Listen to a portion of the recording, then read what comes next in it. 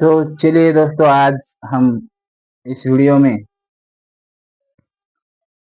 जो 12th का chapter है सर्कुलर मोशन, उसमें जो एक यूनिट है और उसमें जो एक चैप्टर है एंगुलर डिस्प्लेसमेंट।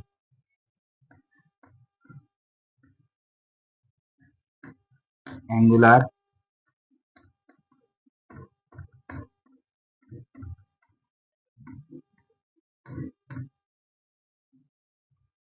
एंगुलर डिस्प्लेसमेंट के बारे में जानेंगे।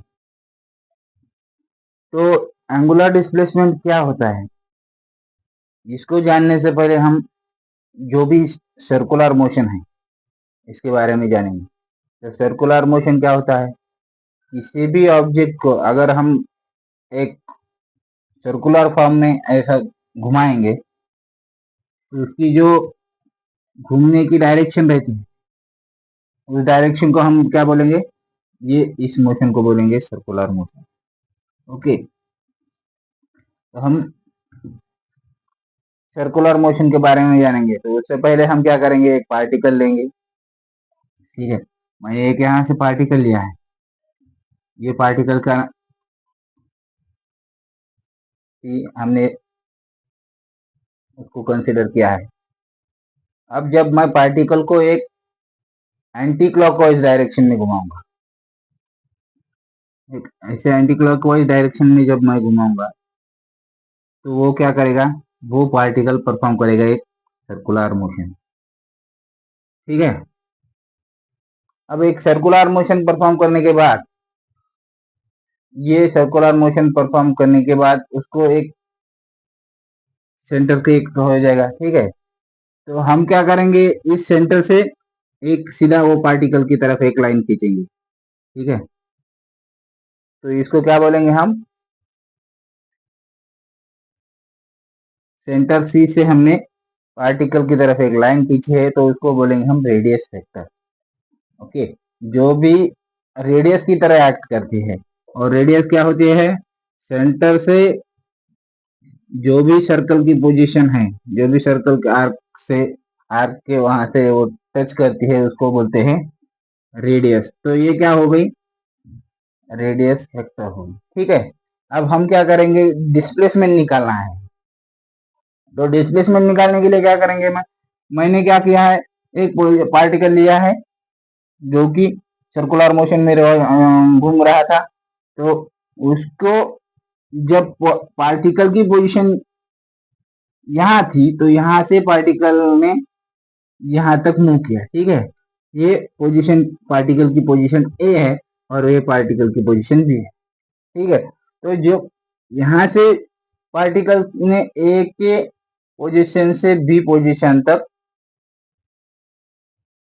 उसने मूव किया है, तो उसका जो बी से हमने एक और रेडियस वेक्टर लिया। ठीक है, अब ये जो पार्टिकल पी ए से बी पॉइंट तक मूव कर रहा है, तो घूम रहा है, तो उसके वजह से ये जो यहाँ पे एंगल हुआ है उसको हम थीटा कंसीडर करेंगे। ठीक है, और ये जो आर्क है, ये जो आर्क है इसको बोलेंगे हम डिस्प्लेसमेंट, और ये एंगुलर होने की वजह से हम इसको क्या बोलेंगे, एंगुलर डिस्प्लेसमेंट। ओके, सो हम इस पे आ जाएंगे। तो consider a particle, consider a particle P moving, or consider a particle P moving or revolving around the circle of the circumference of the circle of a radius, circumference of the circle of a radius r in anti-clockwise direction. Okay, हमने क्या किया है, एक particle लिया है जो कि circumference of the circle के ऊपर r रेडियस के हिसाब से घूम रहा है एंटी क्लॉकवाइज डायरेक्शन में। ठीक है, तो हमने क्या किया है, a vector drawn from the centre of the circle to the position of the particle. हमने सेंटर ऑफ द सर्कल से पोजीशन ऑफ द पार्टिकल के यहाँ तक जो रेडियस ड्रॉन जो वेक्टर ड्रॉन किया है उसको हम क्या कहेंगे, उसको हम कहेंगे radius vector, a vector drawn from the center of the circle to the position of the particle is called as radius vector. Then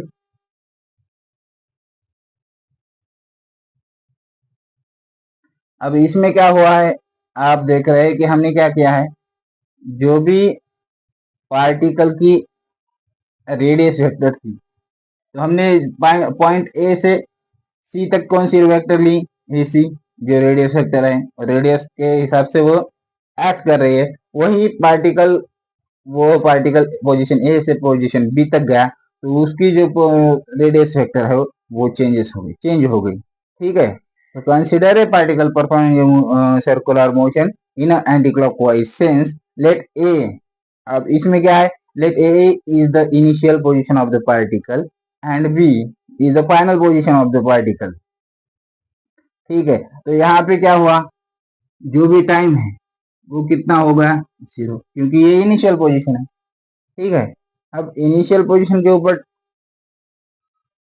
timing होगा 0। अब यही पोजीशन हम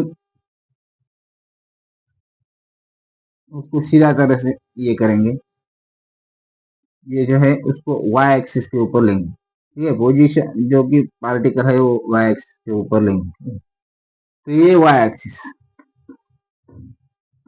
अब ये है एंगल, डिस्प्लेसमेंट एंगल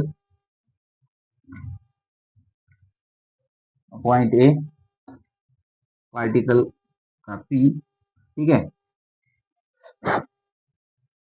कुछ नहीं किया है, सीधा हमने खाली एक्सिस समझने के लिए हमने उसका जो एक्सिस लिया है वो y एक्सिस के लिया है। ठीक है, अब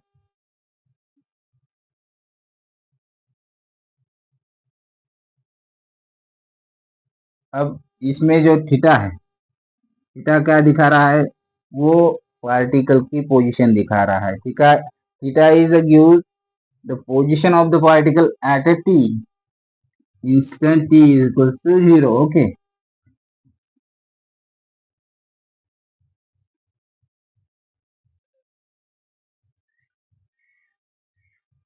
अब हमने एक स्पेशल लेंगे, थोड़ा सा इस तरफ घुमाएंगे उसको समझने के लिए। पोजीशन भी वही है जो पार्टिकल की ए पोजीशन थी, ए पोजीशन के ऊपर वो ए वाई एक्सिस है, पोजीशन ए है, ए से बी एंगल थीटा ए हुआ। जब पोजीशन जब एंगल ए से बी पार्टिकल मूव कर रहा है, उस वजह से जो एंगल थीटा हो गया, जो एंगल बना हुआ है थीटा, इसको क्या बोलेंगे हम, थीटा वो बोलेंगे angular displacement. Okay, the angle subtended by arc, ये आर्क है, आपको पहले बताया था मैंने कि ए पोजीशन ए से बी तक जब पार्टिकल मूव किया था तो उसकी वजह से जो एंगल आर्क तैयार हुआ था, तो उसको हम ए भी बोलेंगे। तो एंगल जो भी एंगल उसने सबटेंड किया है, जो एंगल बनाया है, उसको हम एंगुलर डिस्प्लेसमेंट बोलेंगे। Angle subtended by arc A B at the centre O is called as angular displacement. ठीक है, तो एंगुलर डिस्प्लेसमेंट क्या है, तो angular displacement is defined as the angle described by the radius vector in a given time at the center of the circle। अब क्या है, angle, angular displacement is defined as the angle described by the radius vector। Angle, ये जो radius vector है, तो ये भी radius vector है और ये भी रेडियस वेक्टर है। ठीक है, तो angle described by the radius vector at a given time t at the center of the circle O is called as angular displacement। तो एंगुलर डिस्प्लेसमेंट कितना हुआ अपना यहाँ पे, theta is the angular displacement. Let हम इसका अब equation निकालेंगे, इसका जो इक्वेशन होगा तो हम क्या करेंगे, ए को क्या बोलेंगे, initial position, initial position, B क्या हुई, अब पार्टिकल की बी क्या हुई, तो पार्टिकल की बी हुई फाइनल पोजीशन।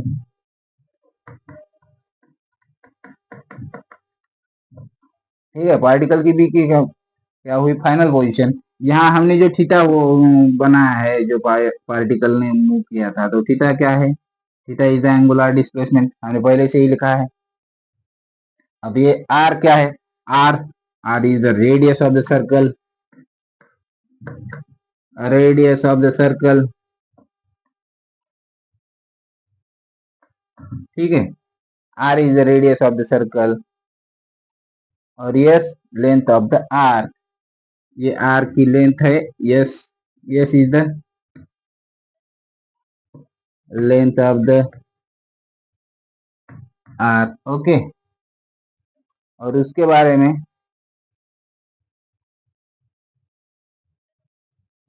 देन हम क्या करेंगे, अब जब particle performing a circular motion, the angular displacement is how much, angular displacement कितना आएगा, तो यहां से पार्टिकल ने मूव करना शुरू कर दिया पूरा, यहाँ पे जो पूरा सर्कुलर मोशन है, तो ये कितने डिग्री का हुआ, theta is equals to 360 degree. Okay, यानी कि इतना क्या हुआ, टोटल जो भी रेडियस का एरिया है, जो भी सर्कल का एरिया है, उतना एंगुलर डिस्प्लेसमेंट होगा। ठीक है, अब 1 radian is the angle subtended by the arc, length equals to radius of the circle. 1 radian is the angle subtended by the arc of length equals to the radius of the circle। अब क्या इसमें क्या करेंगे हम, radian में निकालेंगे, तो theta में निकालने के लिए हमने क्या करना है, तो थीटा निकालना है। ठीक है, तो थीटा क्या करेंगे हम, अरे इन रेडियंस, थीटा क्या करेंगे, रेडियंस में लेंगे हम, तो कितना होगा थीटा रेडियंस में, arc length, theta is equal to arc length divided by radius. Okay, तो आर्क हमने कितना कितना लिया है, यहाँ पे आर्क क्या है, length of the arc, S, और रेडियस कितना है, आर, तो थीटा कितना हुआ, S by R, S means length of the R. तो हम क्या करेंगे, हमें लिखना है कि यस, यस कितना हुआ, थीटा आर,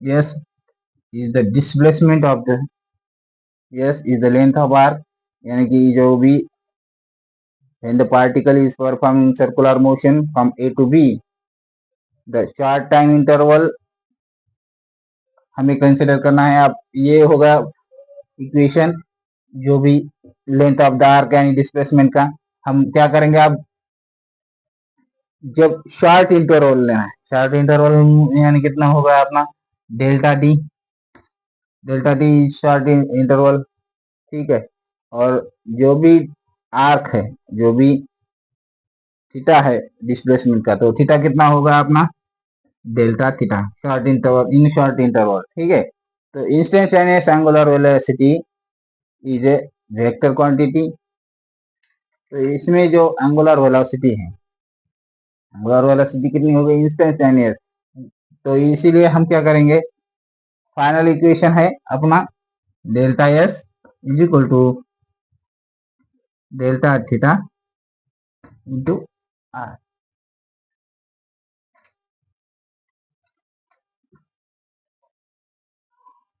तो ये जो है हमारे वेक्टर क्वांटिटीज है, इसके लिए हमें एंगुलर डिस्प्लेसमेंट इस तरह से कैलकुलेट करना है। और ये जो एंगुलर डिस्प्लेसमेंट है तो इसको हम जो भी